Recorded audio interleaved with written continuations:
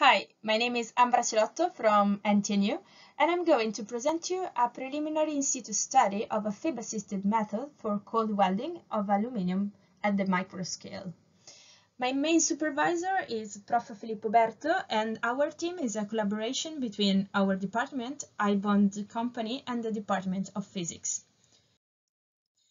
During this presentation, I'll firstly focus on the motivation that lays behind this study and the approach chosen to achieve our purpose. I'll then explain how the experimental setup has been developed, from the instrument adopted, the FIB microscope, to the starting idea to make it feasible inside it. I'll then illustrate the experimental method that we want to propose. This part involves the tailoring of the FIB microscope setup and thus represents the core of our work so far. After that, the first welding attempt will be shown. Although some issues have been encountered with the experimental setup, a bonded interface has been created, and by its cross-sectioning, some useful information has been learned. In conclusion, I'll sum up the achievements and the improvements needed. So let's have a look to our motivation. Here we have an aluminium copper joint obtained by means of HIB welding process. The HIB process doesn't involve melting of materials, being a solid-state welding technique. It employs filler material addition by means of continuous extrusion, and it achieves bonding by severe plastic deformation of the base materials. It is able to couple up to 4 different materials in one pass. It has been proved that HIB process is a very promising technique to obtain sound joints, but what is missing is the deep understanding of the bonding mechanism occurring between materials and their mechanical and electrical behavior at the interface. The investigation has been carried out by the in situ approach. The in situ approach allows better understanding of the phenomena in general, thanks to several opportunities that offers, but on the other hand, the challenges in this case are the downscaling of the welding process and consequentially the optimization of the joint properties after their assessment. In the present work, the focus will be on the development of a downscaled welding technique. Thus, it will be shown how FIB functionalities can be expanded by presenting and proposing a tailored experimental method for that. Let's have a look to how the experiments have been designed. The instrument used in this research is a dual beam platform microscope, a FIB-SEM, but I will be referring to that only as a FIB.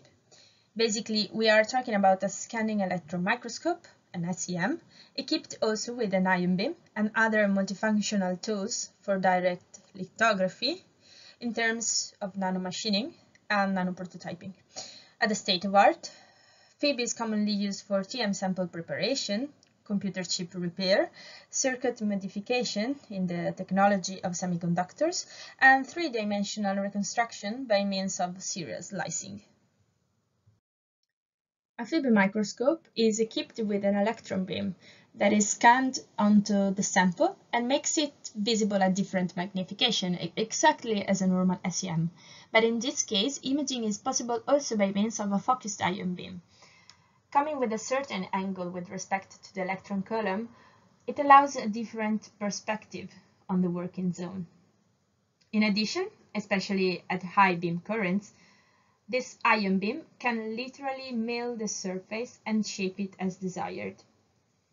These small pieces that have been cut out from the bulk material can be transferred inside the chamber by means of a micromanipulator, the so-called omniprobe needle. This sharp needle can approach the sample and grab it by being glued to it by means of chemical vapor deposition layers from the gas injection system. Deposition can be useful also for protection layers. So with these tools available, our aim is to reproduce HIB welding conditions as closely as possible inside a microscope chamber. In order to do that, some simplification has been necessary. As a starting point, it has been chosen to couple two aluminium alloys, one 6000 and one 1000 alloy. This is expected to facilitate the bonding mechanism, since between similar materials, metallic bonding is achievable by sharing of valence electrons, that in the case of aluminium are a number of 3 for each atom. In addition, the inspiration has been taken from another solid-state welding technique called pressure welding. By means of that, two wires can be welded together at room temperature, in the case of aluminium, only by putting them in close contact under a certain pressure that overcomes their yield strength.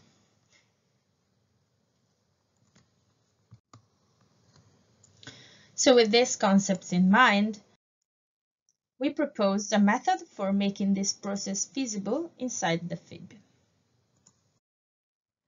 All our procedure is based on the use of the OmniProbe manipulator and its tungsten needle.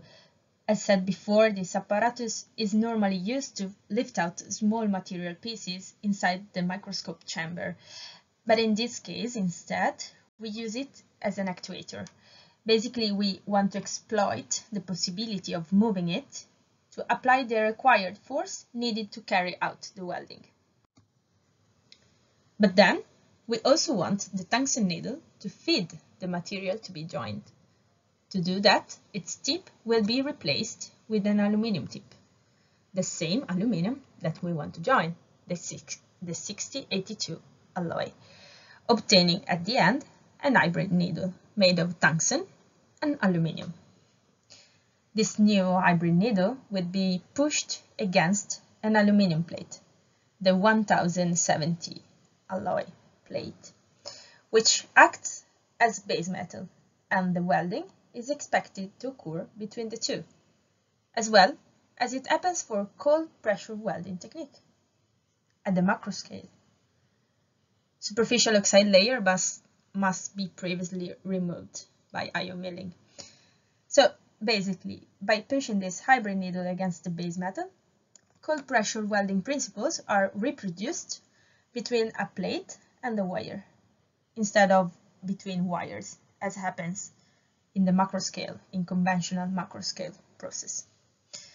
So let's move to how this tip replacement takes place. On the FIB stage, a wedge and a new tungsten needle are loaded, and by ion milling, a small aluminium tip has been cut out from the aluminium wedge, and in the same way the needle tip has been removed. Then by means of the OmniProbe needle, the aluminium tip will be then lifted out and transferred near the truncated needle. Once the cut surfaces match each other, they can be joined by a layer of deposited platinum. The junction between the aluminium tip and the needle can be cut by ion milling, and it can be retracted. The needle can be retracted. What we obtain is a raw hybrid needle. This raw hybrid needle must now be smoothened, and the robust welding ring must be deposited all around the matching interfaces. This process will also make the tip surface free from any oxide and ready for the welding experiment. The welding experiment and some lessons learned from that can be considered as our preliminary results. The expectation for the experience that we are going to analyze now were quite different from how the facts turn out to be. The hybrid needle here is tilted 45 degrees with respect to the plate surface. And here in these videos, we can see what happened in real time. We can see it from both beam perspectives. It's visible that the material built up, the base material built up on the plate and acted as a barrier to the flow of the filler metal tip, making it bend and detach from the tungsten base. But even though this setup failed soon, the tip remained vertical, supported by the material built up, and this allowed to carry out the experiment in another way, basically by using the needle as a punch on the tip. Again, we can see from two different perspectives that the applied pressure on the filler material was high enough to spread it onto the base metal and to highly deform plastically both of them. After that, the tip has been pushed again, and instead of being dragged away, it broke and the squeezed part remained sticked to the base material. This means that in that place, bonding have occurred.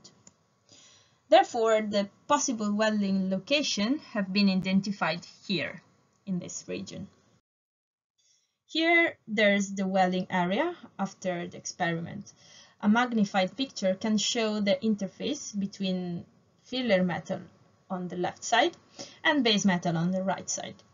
To better understand the joint, a cross-section perpendicular to the bond surface has been cut here in the selected region. The joint surface has been protected by a platinum layer deposited before the cut.